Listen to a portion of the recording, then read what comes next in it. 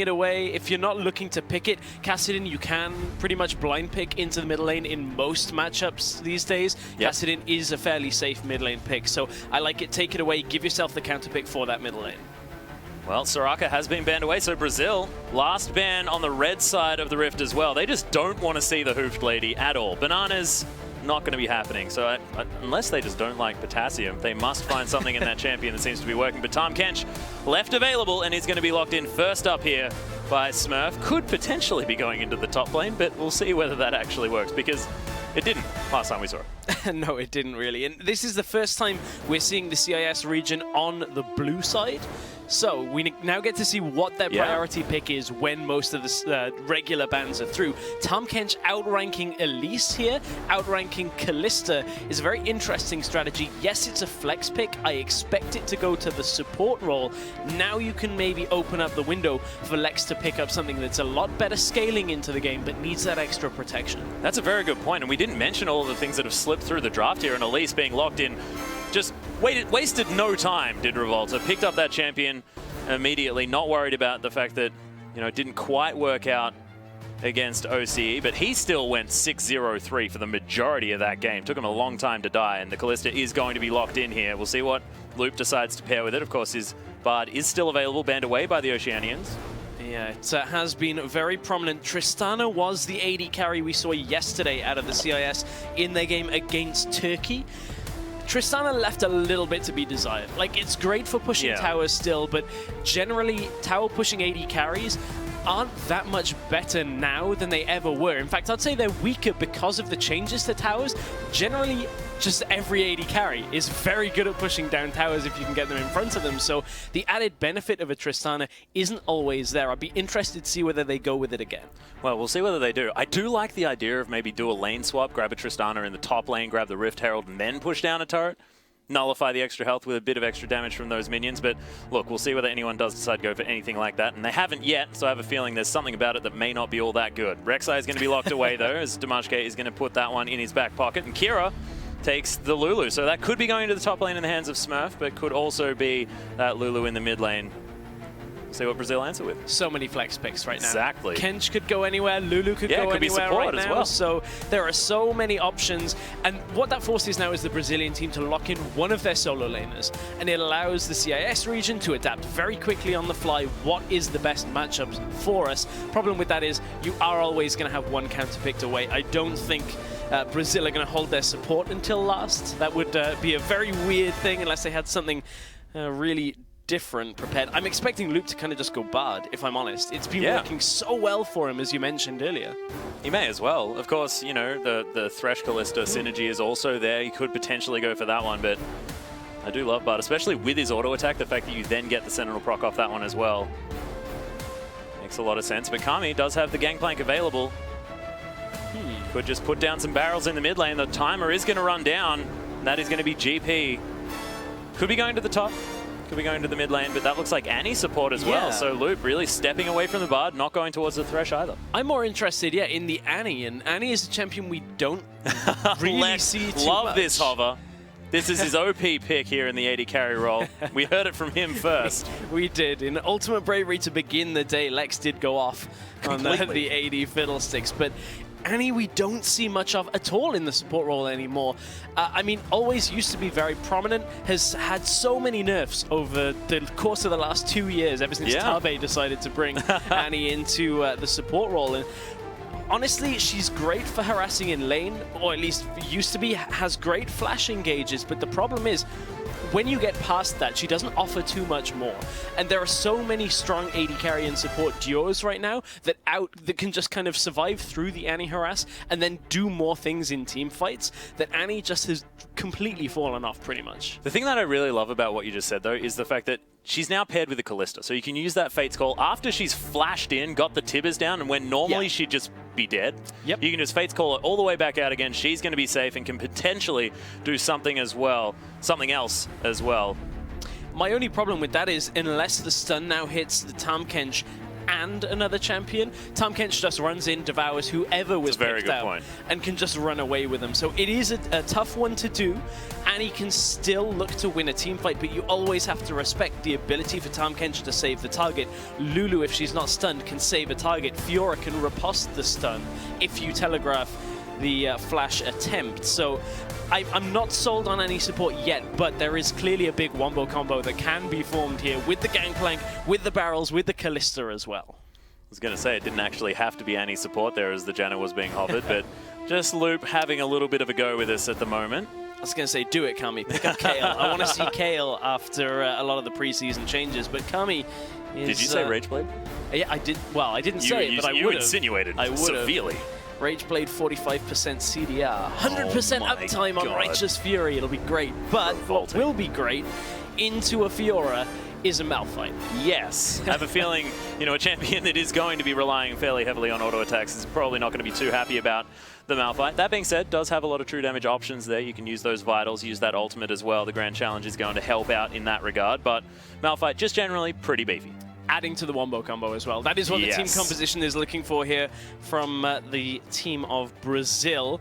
Over on the other side, the CIS team running a little bit more of a different kind of composition, looking for a lot of solo lane strength with the Fiora. Won't be able to exploit that too much because of the Malphite, but you've got tower pushing potential from the Tristana. If you can get the Rift Herald onto either the Rek'Sai or the Fiora, you have two global side lane champions that can look to push down further turrets. So the CIS team are playing a little bit more of a complex game, but the Brazilian team can really just look to engage on the remaining members of the CIS team in whatever lane the side lanes aren't over in with the globals, which would, I guess, be the side lanes. That's why we call them side lanes, Atlas. Oh, who would have thought? I wasn't the one actually struggling with it. No, but thank I know, you for the lesson. I figured I'd dig myself out of that by kind of shifting it onto you. Dig up, stupid. No, absolutely fine. I am so ready for Simpsons quotes. This is absolutely my favorite kind of cast. And the floodgates have opened. But no, one thing that I was going to mention as we do prepare to hop onto Summoner's Rift is that Fiora, Lulu, and a Tahm Kench with a Tristana, they are some of the safest lanes you could possibly see. What has been the problem in the early game against Brazil? It's been Revolta, him being able to get around and just destroy people. So maybe their answer is have a whole bunch of safety, make sure that we're not going to get ganked. But we are onto the Rift, ladies and gentlemen, as you can see here in the Margaret Court Arena. Demonco running out, the Master Chef himself. We'll see whether he manages to eat anything this game. I have a feeling he might. I have a feeling he will. He'll eat quite a lot. Kami's AFK. Something's a little bit funny, actually. Yeah, Kami is pretty late to pick up that pot and run to lane. I mean, no, it's going to be fine. It won't result in too much. One thing, actually, as the 1v1s were going on, I was keeping my eye on one of the Chinese tournaments that's going on. And it was IG versus World Elite. And I am getting very reminiscent with this team comp from the CIS team. And I actually watched Rek'Sai go around the jungle up until level 6 on the machete and 2 potions. That sounds like Cacao. It was Cacao. Oh, who He would have thought? just sat in the jungle till level 6, never had to touch a lane, farmed all the way up to getting his jungle item and a sightstone. And these are the kind of lanes that I feel like Dimashka could do the same thing. Just kind of be around for a counter gank if he needs to. But honestly, a Fiora into Malphite, not going to snowball too well. Lulu, don't think you're going to do too much against She just equalizes. That's a Lulu in lane. And the same with bottom lane as well. Yeah. I mean, that could be the way this game goes. The other thing that I was going to talk about is the fact that Kira has taken the Ignite, so it could actually be the mega lane bully Lulu, as Kami's just trying to get in there for the auto attack, has already sent off one of the parlays and a second. Glittolance is going to answer that for some decent trade. We'll see how Kira decides to play this lane, because Lulu can be that mega lane bully if she needs to be. Yeah, a lot of harass early on. As soon as Kami gets a couple of levels, he will be okay, but he will have to just chug through his potion to begin this one off. But actually saying that, Kira did use 2 stacks of his potion as well.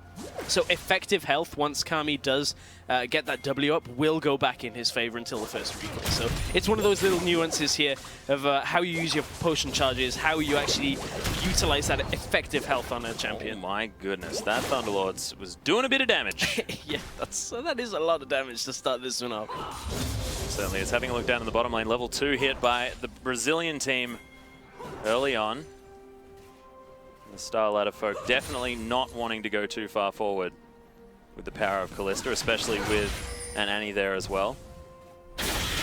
And honestly, I mean, the Starladder team did the Krugs there to begin this matchup and ran into the lane. It meant that they're very late and were behind a little bit on CS, but they are starting to recuperate a bit of that. But you can see that the early game, they have to concede a lot of the lane control over to this Kalista, over to the Annie, just until you get enough you know, all of your abilities available until you can actually sit in that lane pretty comfortable. It'll take a couple of levels, but they'll get there. Yeah, speaking of sitting in your lane comfortably, that is not what Kami's doing at the moment, taking infinite harass from Kira. Glitterlance after Glitterlance. See the top lane just doing top lane things where they ignore each other and hit minions. It's very exciting. Try and say that with a little bit more enthusiasm. A lot Max. of conviction there, wasn't there? We'll get back up to there in about 10 minutes when something actually starts happening. But one thing I'm interested in this bottom lane, actually, is how the lane matchup between a Tristana and a Kalista actually goes. I've sat next to Crepo a lot all the way through the summer split, and he's been talking about how after the changes to Kalista, Tristana actually has a more favorable matchup because of the way that the bomb stacks up from Tristana. However, with a lot of the changes, with a lot of the itemization, I wonder once you get those first recalls, is that going to be the same way? I'm actually looking forward to seeing this matchup because we weren't predicting a lot of Tristana, and it's only really been the CIS team that's been picking it up. Well, before the preseason changes, of course, Tristana was considered a very good matchup into the Kalista. Yeah, it was. We shall see whether that remains the case. Both of these AD carries haven't changed all that much, to be perfectly honest. Tristana, of course, has lost that reduction of cooldown when she auto-attacks a target with her bomb on it, but she can now Goomba Stomp people to get herself another Goomba Stomp. So that is definitely a great way to play the game. So we'll see whether she's going to be able to do that or not. Kami continuing to farm out this lane, has teleported back. Kira grabbing some extra items as well. Fiendish Codex has been picked up, as well as that Corrupting Potion. And the CS has been regained as far as that lead is concerned for BRTT here in the bottom lane loop. Taking a bit of damage. Explosive shot. Don't share it with BRTT. It's not going to there. I brought you a gift. Yeah, here it is. It's flashing and ringing. There's a bell attached to it. Let's take this damage together. Go on the journey. I mean, yes, maybe if you're in Ultimate Bravery. That's kind of one way of doing it, but probably not in the 5 versus 5 portion of the International Wildcard. But both junglers right now, so far doing the cacao. Yeah. Just going to sit in the jungle. There was a little bit of an attempt by Dimajka to get into the enemy jungle, but didn't really do too much. Meanwhile, in this mid lane, Kami has started to recuperate a little bit of the CS difference that was between the two, but did have to use his teleport to, in order to do that. Flash in the bottom lane, though. Yeah, Demoko going down very low, can use that grey health to his advantage, is going to flash, now going to utilize it. Rocket Jump comes out, Revolta gets exhausted. Ooh, lots of damage from that explosive shot, and Loop takes the tower hit. That auto attack hit the wrong target, but Smurf's in here. It's going to grab the first blood as Annie falls down left. Answers the teleport, but isn't going to be able to get anything back. A fantastic play from the Starladder squad. Great teleport out of Smurf there to get down into the lane. Lep was trying to follow him with the teleport. The problem is Smurf now is going to hit level 6 from this. This little fight may not be over yet. Yeah, there's another rocket jump. Explosive shots on top of him as well. Revolta looking for the cocoon, not going to grab it. BRTT just forced out a lane. The problem was that Lep, yes, you can arrive as Malphite, you can get a little bit of damage down and the slow, but Fiora showing up with a low health target in her sights is instantly going to get that kill just darting around. And now Fiora is possibly the best champion on the map for that kill to have gone to. Triss is just going to be focusing mainly on towers for the next 10 minutes. Fiora, however, needs to get ahead of Malphite. Malphite right now only sitting on Barmy Cinder. Lep needs to get himself some armor here, otherwise he's going to struggle against a Fiora. It's going to be very difficult. The other thing as well with the, pre-6 Malphite, like teleport, what does he do? He just goes down and goes, "Hi, I'm a rock." And that's about it. Throws out a shard, and that's about all he can do. So we'll see whether Lep's next teleport is going to be the one that makes the difference. Having that unstoppable force is the huge deal. Dimajka looking for the dive, flashes underneath. Kira's around here as well. The ultimate goes down, but Kami, he's going to be dead. Kira may actually answer this one with his life. I believe the Wild Grow's still there. There it is, and Revolta is going to get knocked up and probably deterred from this follow-up. Volatile Spiderling comes in. Cocoon not going to find it. Loop doesn't have the flash from that previous engage, but they're still chasing after Kira. Decides to turn around the other way and potentially fall over. Revolta takes down Dimajka as well. Kira so incredibly low. One more Q is going to do it. That'll be it. Cool guys don't look at explosions, and Loop picks up another one. So evening out the kills. I just don't know why he quite moved around the other way. Maybe the minions were there. Revolta just trying to cut him off at the pass. The reason was he didn't want to give the kill over to Revolta. It's better to give it over to the Annie at this point. Just cut down in through the jungle and kind of force the Brazilians to split up. In the end, they get both kills, and Dimashka was trying to cut across mid lane to kind of save Kira's life there. But the kills all going to Brazil so far in that little trade. Bit of a risky dive, though, in the beginning of that from Dimashka, just completely to start it up. I mean, Kami is going to have that Mandarin available, is going to have the ultimate as well, and you could see it in action. And Kami right now is still feeling the pain, though. You can't really take into account too much other than the CS gap and now the kill onto Kira, but Kami is on a farming champion. Gangplank is going to need a couple of items under him really to be able to do too much in this game. But does have the added benefit of being able to get that money a little bit quicker than other champions using that parlay, so we'll see how he goes as far as stacking that one up. Really like how you use Mandarin as well. Does that mean that we can use any citrus fruit? You can say eats a lemon, eats a kumquat? I don't know, because it's not a... I'm going to level with you, Atlas. I don't know the differences between the oranges and mandarins and tangerines. They're a completely different fruit. All I know is it is the size of a tangerine. Yes. Yeah. So it could be a mandarin, it could be a tangerine, it could... There's somebody out there that got that reference, and I'm going to be so happy if they tweet me. But if you don't understand that reference, I'm just going to let it go. Yeah, let it go. It will be fine, I think. I just like it, you know? I felt like it was a colloquialism. One of those things, I just like using that word. Let's get back to the game, shall we? As Smurf is going to try and take down this Rift Scuttler. The Rift Herald still asleep, but eyeing him off warily. You can see BRTT trying to land that pierce, but not going to get through. And Dimashka hanging out, waiting in the wings, seeing whether he can get anything going. Not this time, but we were mentioning the fact that these lanes were going to be very safe. Revolta still managing to pick up a kill so far this game. We'll see whether he can translate that further, but falling behind in the farm just slightly against Dimashka. He is like 5 kills fewer than he had. That is a very good point. But the CBLOL team actually lost that game. So maybe it's actually beneficial that he isn't that fed, but Loop is in danger. So much trouble, but Fate's Call, of course, is right there. So engaging on the little Annie, not exactly going to be a fruitful option there, and is going to get taken out to safety. But that's an engaged choice that they don't have anymore. Yeah, it's not too bad right now. BRTT probably wouldn't be looking to use that in a fight. I mean, I'm not expecting a dragon fight anytime soon from these teams. Still waiting on that one. However, Kira is going to have to run away from mid lane. Revolta is there, but Kira turns.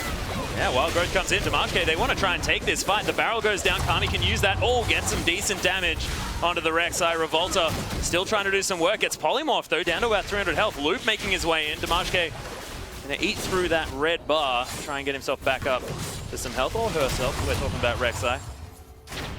The CBLOL side now trying to put some pressure on this mid lane turret. 4 members strong. The BRTT in the bottom lane. They are going to be able to probably take this down. They are.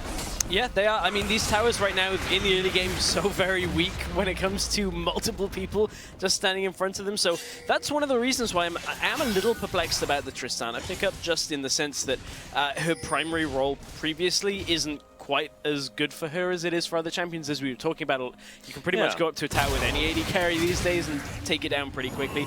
I do understand the matchup, though, again, against Kalista, and you can see there is a lead for Lex down in that bottom lane, 107 CS, 289. So clearly that still does translate. As you mentioned, not many changes to the early games of either champion, so it is pretty much still in favor, and they will get this bottom tower now as well. So the StarLadder team have themselves a good lead, actually, against the CBLOL team. And Brazil had this great early game that we've talked about so much, and that isn't showing up in this game. Yeah, and they're about to get the mid lane turret as well. Kira pushing that down solo. Of course, all the pressure that has been on Kami from that Ignite Lulu, it's been very difficult to deal with, and has already netted some fruit for the StarLadder side. So BRTT trying to collect this farm, but with just the BF sword, doesn't have the Hurricane in order to get any wave clear in, so it's going to take him a while to push that one back up to the turret. 20 CS the lead for Lex in that lane. What I do like, however, is the Brazilian team in this game. You look at their team composition, they've gone, okay, our decision-making isn't great. Let's play a composition where there's only one decision to make. Go. Yep. Just flash on people, Malphite engage, does Annie engage, everything, follow up with the crowd control. So I like that. It actually removes a significant portion of the macro game when you look at it at this level. When communication's not quite there up to the scratch of, you know, an international team, you just pick engage, and then you win because you kill like 2 people and you always got the greater numbers. So it's an easier playstyle to actually deal with. And I'm interested to see whether the CBLOL team can use it as the game opens up. Well, Demonko, he's going to try and gank here in the top lane as Lep's taking a lot of damage. They do grab the dragon. Lep able to get underneath his turret, but they're not finished yet. Demonko looking for it. The flash is going to get him in there, but out goes Lex. He wants nothing to do with this. Demonko uses that grey health, but Demonko most definitely going to die here. BRTT picks up his kill. That's the carry that wants the kills for Brazil. I mean, why chase a Malphite under his tower when a Gangplank's there with a teleport? That right there is just miscommunication when it comes to being aware of what the rest of the map is doing. For the enthusiasm as well. It just seemed to me like they were very enthusiastic about trying to go for a kill when maybe they could have just sieged up, use the Tristana, take down that turret and get it for free. Yeah, I mean, realistically, you look at that, the tower could have been taken out pretty quickly. You could have looked to rotate for the Rift Herald and then maybe look to build from that. But now you've given away a lot of pressure because you knew the CBLOL team were previously down at Dragon, and now the map is basically free for the Brazilians. Yeah, well, Phase Call going to be used again.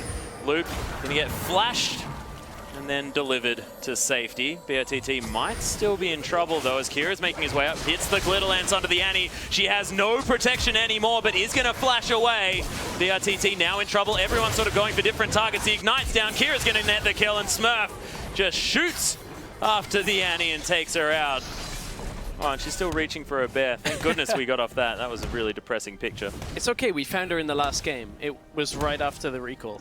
That yes, was, yes, good. Oh, pretty much where we found Tibber. So don't worry, we know where to locate her. You can timestamp that on the VOD. I don't think we need to go back to that. I think we do. I feel really bad, but you know, we found it. Lep knows where Tibbers is.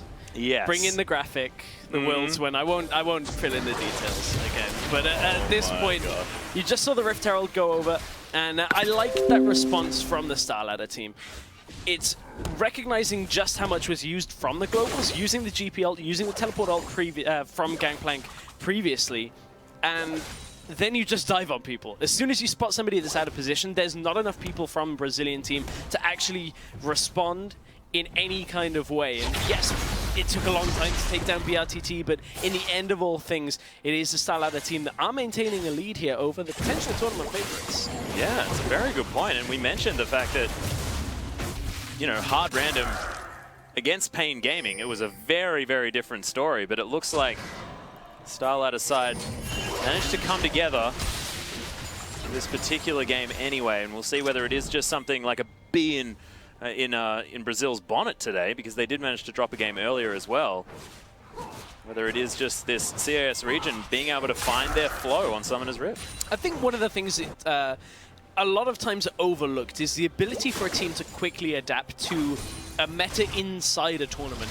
And there's been so much priority on champions like Malphite and actually utilizing them just in yesterday and today, that it seems like teams like the OPL team, teams like perhaps the CIS team so far, are recognizing ways that they have to deal with that. I'm still a little hesitant because I don't know how you can deal with a high armor Malphite the later this game goes with the downfall of Last Whisper. But certainly the OPL team earlier began to recognize what they had to change up and picked up a win over Brazil from that, whereas Brazil seemed to be a little bit behind the curve with their Soraka bounce. Nobody else has been prioritizing it. That's a good point. I mean, you don't know about scrim results or anything like that as far as these IWCA teams are concerned, so it might be that, you know, Soraka's just been the bane of their existence. I understand how that feels. You know, there's that one champion that you just can't deal with. Well, just get rid of it every single time. Just means you only have 2 bans at the start of the game. That's Rengar. Every single solo queue game I'm in, it's always a Rengar on the other side. And as soon as I get a Rengar, as soon as I get a Rengar, it's never good. It is, in fact, a different story. But Rocket Jump is going to be used. BOTT protecting his outer turret in the top lane. Now moving very far forward. You can see Revolta making his way up. Loop here as well. Kami does have the ultimate at the ready if he needs it. Teleport's up for Lep though, and it isn't available for Smurf. So if this fight starts anytime soon, there is the possibility of it being a numbers advantage in favor of Brazil, but they decide not to go for it. I think that's probably the better play right here. Just look to push down the turret with a little bit of range between themselves and the CIS. But BLTT stepping forward a fair amount in the games that we've watched and is getting caught out more than you would expect. That's a very good point. And look, Loop has been utilizing the extra safety of the Fate's Call, but it does mean that it hasn't been used as an engage tool just yet. See whether the CBLOL team can actually get to a point where they're able to call the shots, because this is a team comp that we've been talking about the whole time. Engage. Yep.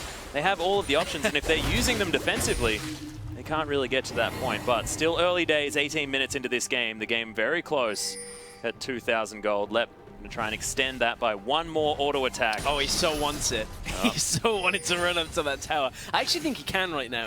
With a Sunfire Cape and a Glacial Shroud, I think he can run up and just hit it, but he isn't aware of who else is around. The whole map vision on the bottom side is dark for the CBLOL team, and without a clear number of people on the enemy team, he's not able to put that risky play into effect. Well, Smurf trying to go in on Lep here, does have the Black Cleaver as well, but hasn't been hitting these vitals. You can see there's the Unstoppable Force, the tower that's on very low health, still trying to do some work. The flash comes out, Revolta though flashes after him. That is going to be the shutdown. Revolta picks up that kill and Lep finally gets his turret. Lep's just like, I can't catch up. I'm not going to flash for this. We'll just get the tower, you get the kill. We'll get out of there. It was traded for a topside tower though in favor of the CIS team, so the actual net gain is even. Well, there's no net gain. It's just even between the two. There was a kill, and now CBLOL are going to look for the Dragon for themselves. This will be the second one of the game for them, but with Dimashka around, I don't know whether they can actually go for this. BLTT is once again over in a side lane the entire map away, and it does mean that his team has to start conceding objectives, and this was something that we saw time and time again yesterday. Is 80 carries, BLTT was one of them that did this a fair amount, just not being in the right position to contest objectives like the rest of his team wants to do. Yeah, it's a good point. I mean, there is one remaining out of turret there, so some standing gold on the map, but this is going to be the Starlighters' opportunity to grab this Dragon. It looks to be uncontested as well. Lots of wards around, so the teleport could come in from left, but not happening. That is definitely a dead Dragon, so Starlighter also finding the Dragon, and they're going to kill it as well. One Dragon apiece, and you know, when you get the first Dragon of the game like CBLOL we're looking for, it kind of puts it in your mind that, okay, now we have this availability of 5. 5's a very long way in the future, but now CBLOL's team are going to be thinking to themselves, well, we can't actually go for 5 anymore, because we don't really want this game to go that late, because if their Tristana gets to the point where the 5th Dragon is available for either team, I mean, realistically, the Trist can deal with just about anybody other than the Malphite.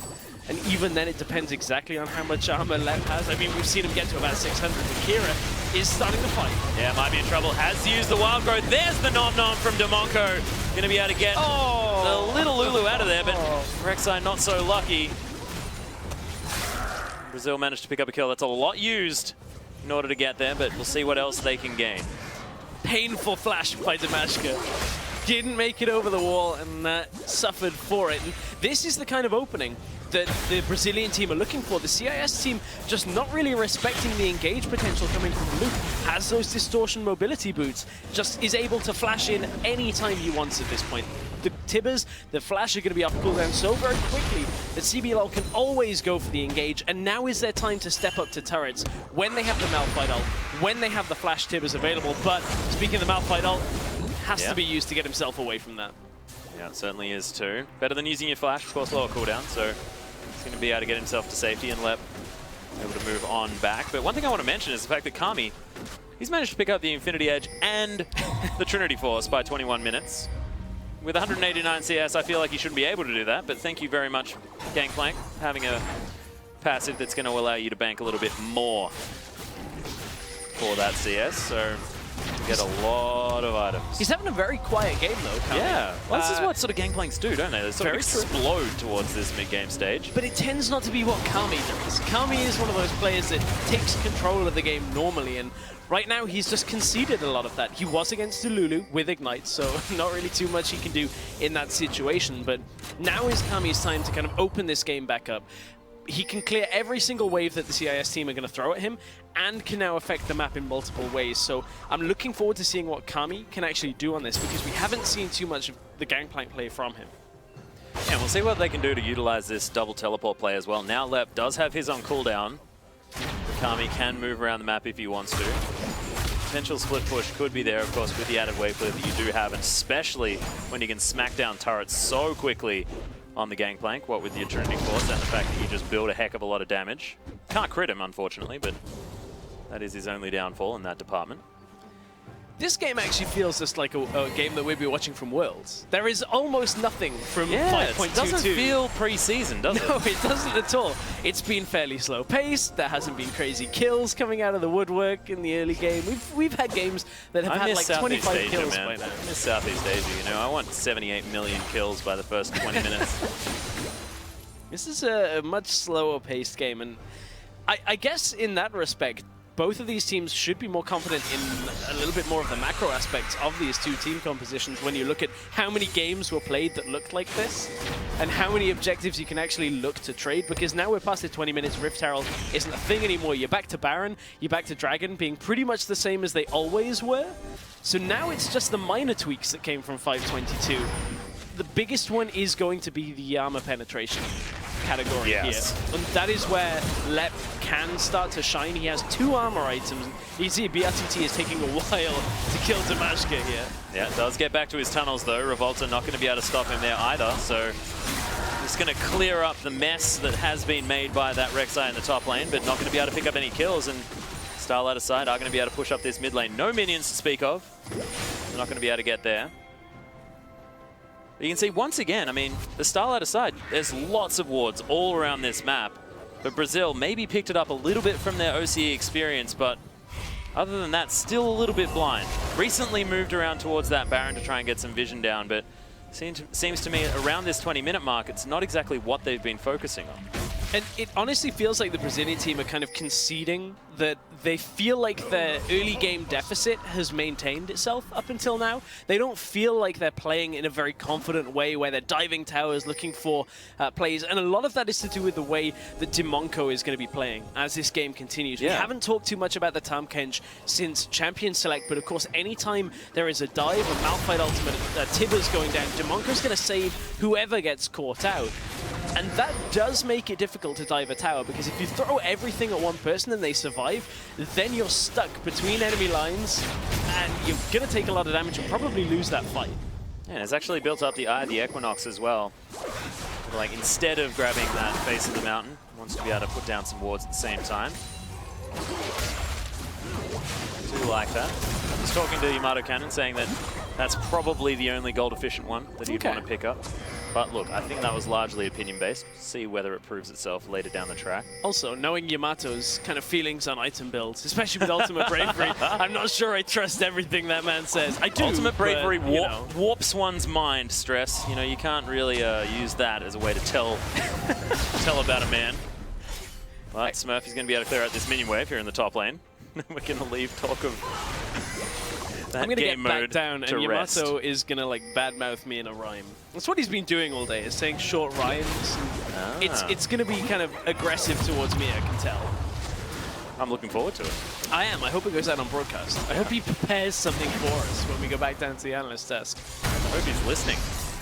Well, Lep once again fighting Smurf. He's going to find a Vital there this time. One more as well. Grand Challenge goes down, but uses his QSS, because of course the standard item on a Malphite is a QSS. He's going to be able to get out of that.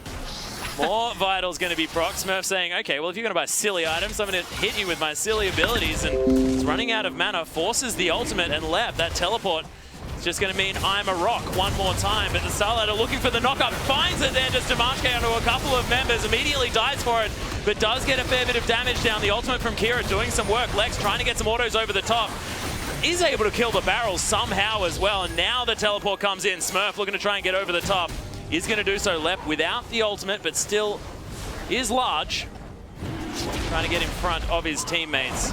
Brazil going for this dragon. That is definitely game. Smurf over there. The riposte comes down. BRTT takes a lot of damage. Lex still safe in the backline. Luke gets exhausted. That's an odd target to use that on. Fate's Call comes down. Kami still at full health. But Smurf now trying to take down Lep. He's just very angry at that player.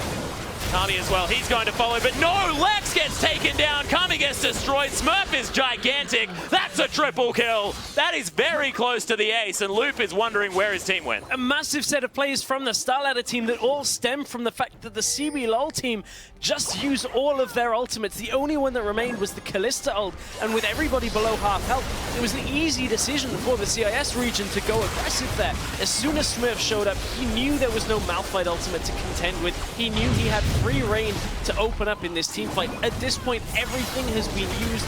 Lep basically is offering nothing there, and Smurf even manages to just riposte a little bit of crowd control there and return it. From here, it is all systems go for Smurf onto Lep. Lep can't survive through this early on. Lex picks up the kill, and it's just reset after reset to begin with. And then Smurf goes in and cleans up, tidies up the rest of it. Yeah, it seemed like Lex was just going in as a bit of a bait play there, just to make sure that, you know, okay, Smurf, you'll be fine. I'm just going to die. I think he thought Tom Kench was running after him. Kind of save him, but he went a little too far. The Tom Kench factor.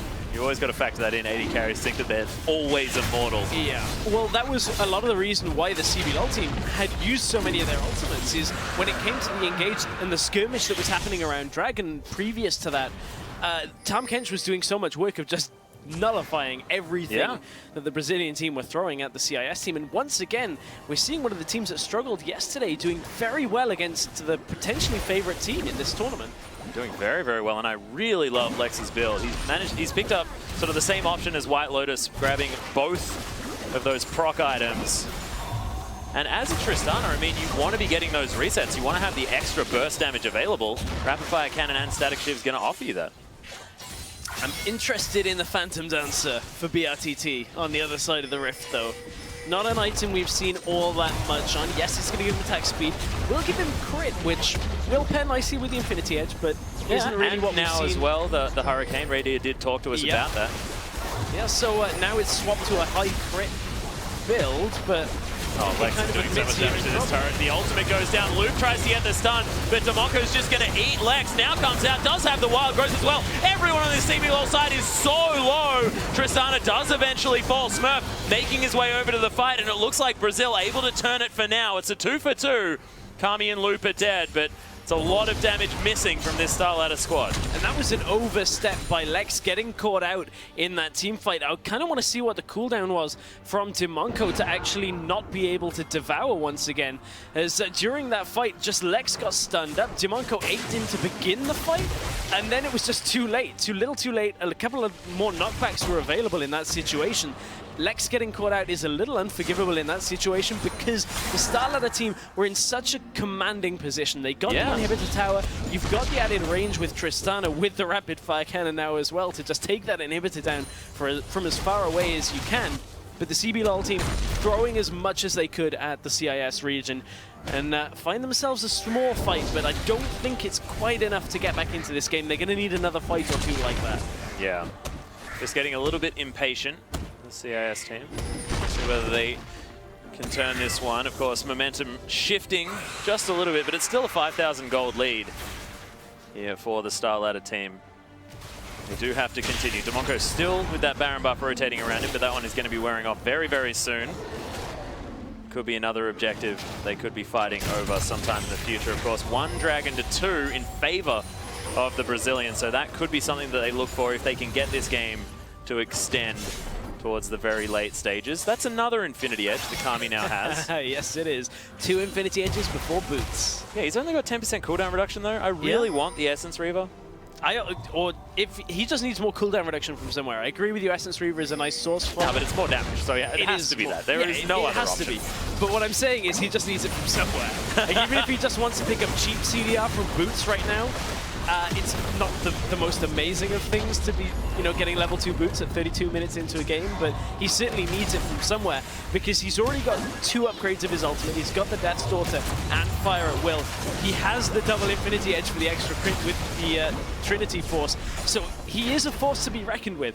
The problem is he's not getting the opportunity in any of these fights. There was a lot of damage that came in the last one, but if he can't set up the fights, get the right barrel connections, he's not offering pretty much anything other than his ult in the fight. It's true. But we have seen that if a Gangplank manages to get a team fight in his favor, as he's trying to find now, Lex does make it out. He's going to use that rocket jump very early, not getting any auto attacks in this one at all, though, as Demonko, he's taken a lot of hurt. Lex is just so good at killing these barrels before they do any work at all. Brazil does have to back away. It was a bit of a skirmish. Of course, the ultimate has gone down from Kami, but that is about it. The teleport from Smurf is something that they did get out, so Lep still has his. So the split pushing Fiora is something that they won't have to deal with for another 3 minutes, and that could be huge. In they go, Malphite. Yeah, Lep trying to get some work done. Demonko still alive, using that great health. Kira able to get the shield off, but is going to fall. The auto attacks from Lex doing some work, but that is 2 dead already.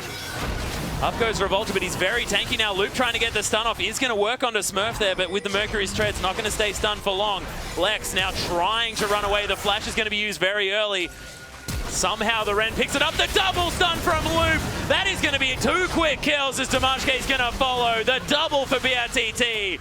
And somehow the Brazilians find the turnaround. Smurf, the last man standing, and they lose no one. And Lep is going to just make up for everything so far with a great engage from the Malphite ultimate. Blasts his way into the team. And at that point, the Starladder team just didn't have much left in the tank. A lot of their cooldowns were used on the initial engagement here.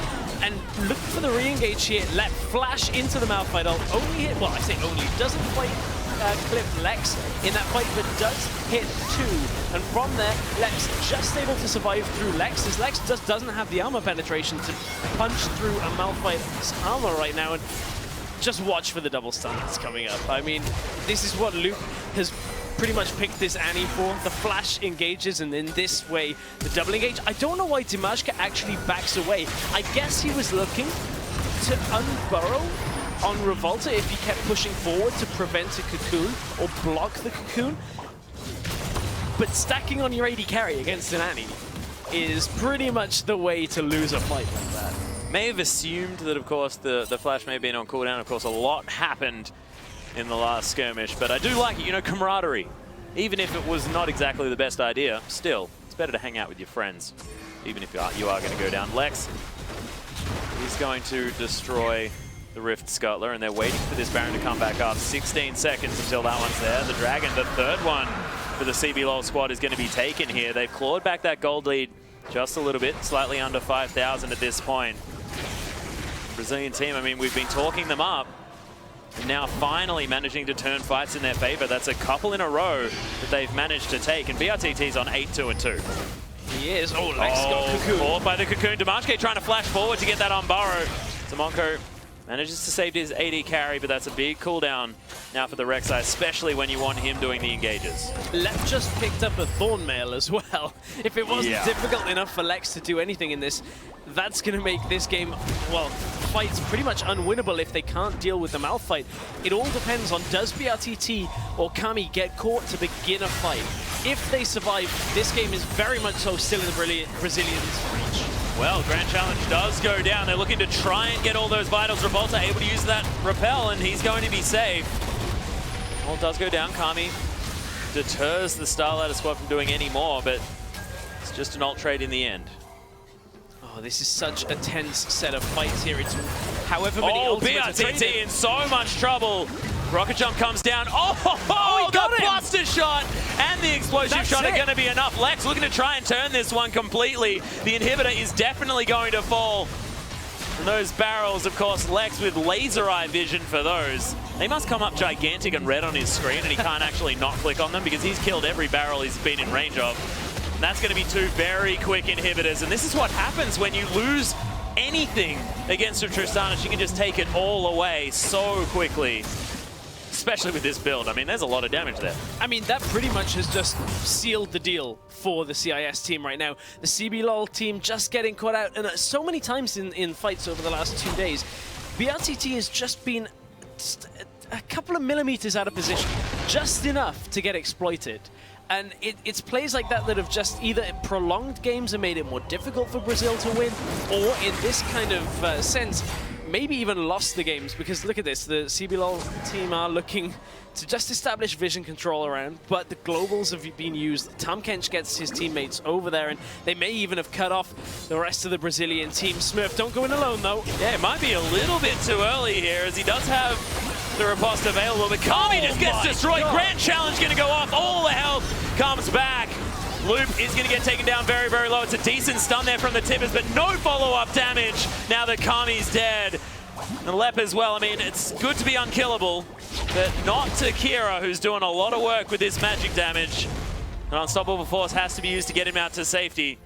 Revolta was just ignored. I mean, they've gone in on Revolta so many times. They're like, all right, to hell with that. We're not doing that anymore. But now it's going to be Nexus turrets that are going to be in the sights of the StarLadder team. Lex wants to destroy them, and he's going to do it very quickly. CBLOL now with the final opportunity to make something happen. Revolta getting crit to the face, and Lex just taking no damage at all.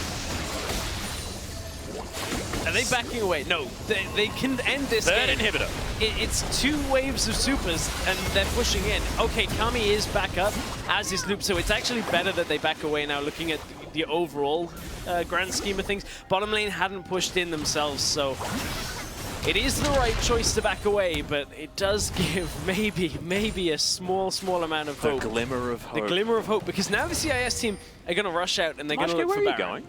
Oh, he's going for the split push. Does have the Void Rush available, so can get back towards that Baron if he needs to. Well, I've seen this before. Yes. Hardly ever works.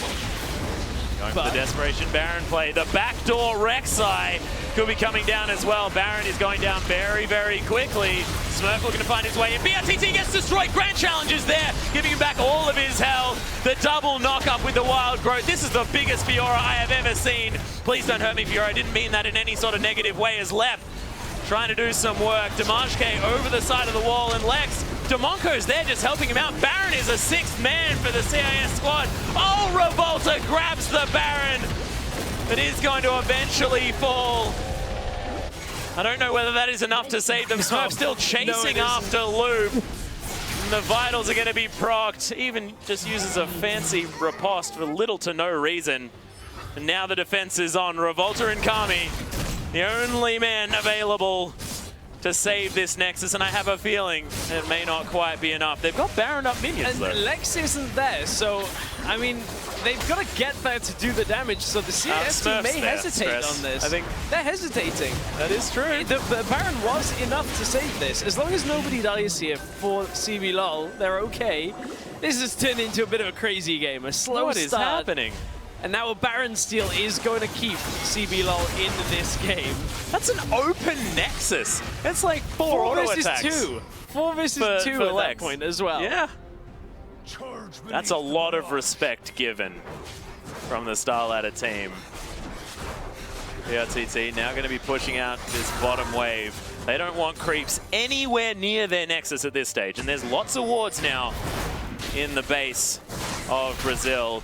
Teleport going to come up relatively soon from Smurf, so if CBLOL move out of their base before their inhibitors respawn, that is just going to be a Fiora that's going to be smacking on their front door. The front door that does make them lose the game if they lose it. It's a pretty important front door. Yeah, maybe it's not even the front door. Maybe it's like the bedroom. I'm not entirely sure. Well, three of those opening doors have been pretty much pushed through already. Yeah. So I guess there's been a lot of warning. A lot of warning signs. And Dragon has been taken, the 4th Dragon of the game for CBLOL. Kami is still running around in brown paper bags right now. He is, but he does have the Essence Reaver. He does, so he's got that cooldown reduction, which is what he was looking for, but I still... It's so weird to see somebody with level 1 boots still. I mean, this game is going to end with Kami in level 1 boots. But if the barrels go off, CIS which one just hit Damashke and didn't do all that much damage, but if they hit the right targets, they are going to do a whole bunch of work. The last Whisper now has been built. Lep still taking a fair bit of damage here from this massively fed Lex. Although, not all that fed, 3, 4, and 7. But still doing a heck of a lot of damage. Has a lot of items at this stage of the game, 42 minutes in.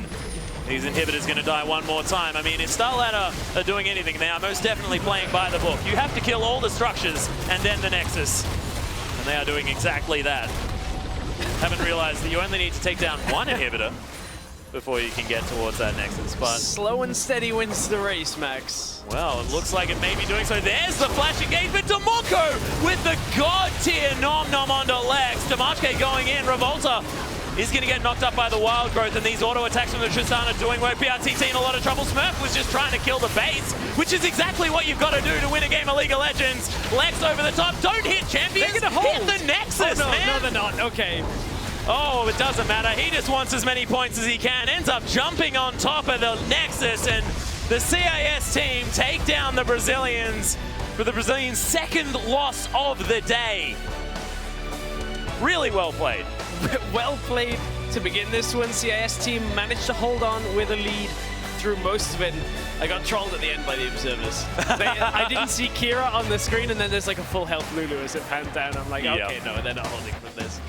Great performance out of the CIS region, but what has happened to Brazil? Yeah, it's a very good point. I mean, we saw Oceania take them down. Of course, being an Oceanian myself, I was like, that's because OC is the best, but maybe there's something going wrong in the Brazilian camp. Maybe there's not something that's really quite together here for this team. We heard about, you know, some possible things about personality clashes and things like that that could be a factor here in the All-Star.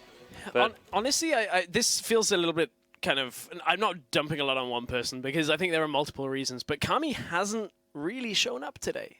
And, you know, Kami, decent point. He's played Twisted Fate, he's played GP. It's not that he's been playing badly in any stretch of the imagination, but he's not carrying games. And when you're having people step out, just getting caught a little bit, it makes it so difficult to actually win a game and actually carry.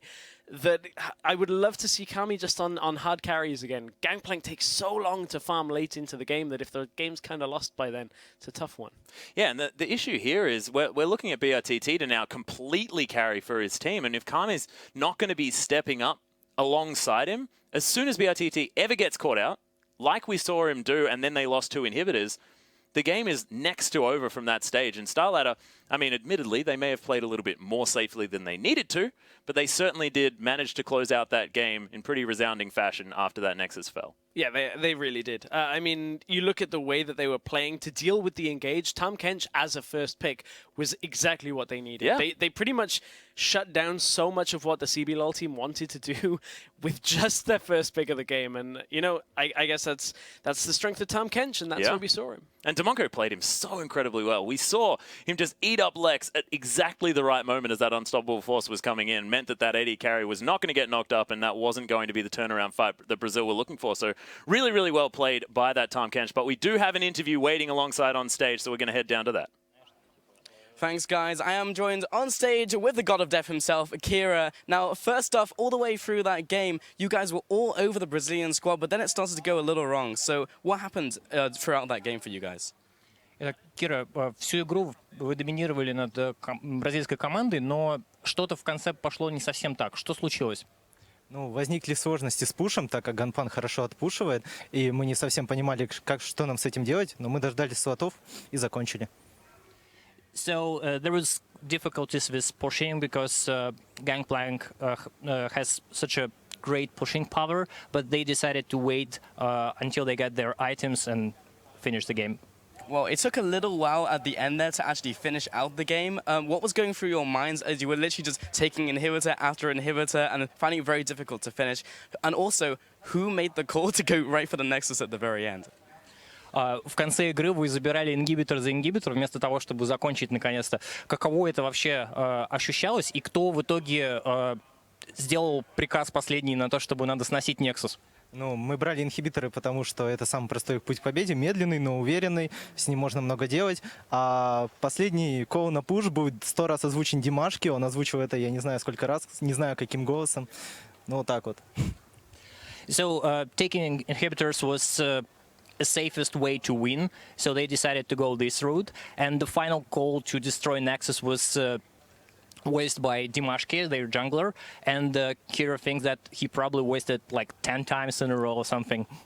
Okay, so just one more question here. Kind of want to ask you a little more about the meta, because mid lane has definitely changed in terms of the champions that are being picked up, but you picked up the Lulu coming in here, which was a big pick coming into Worlds. In your eyes, how much has changed in the mid lane? Кир, к тебе вопрос по поводу меты для мидлейнеров. Ты сейчас выбрал Лулу. Скажи, пожалуйста, что вообще происходит на мидлейне, куда все движется? С текущей метой, новыми мастерками и новыми AD-керри усилились ассасины благодаря мастеркам, то есть они могут многое творить в игре.